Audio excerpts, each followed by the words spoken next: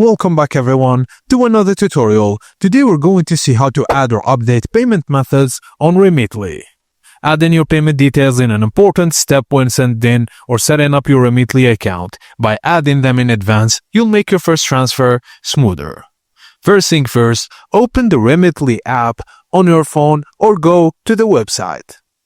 Tap My Remitly, usually found in the menu or profile section.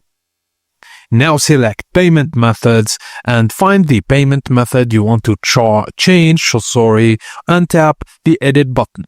If you're adding a new one, look for the Add Payment Method instead.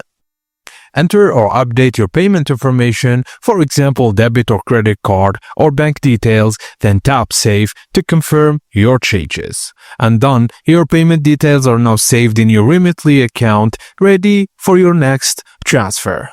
Thank you guys for watching, and please don't forget to like and subscribe for more.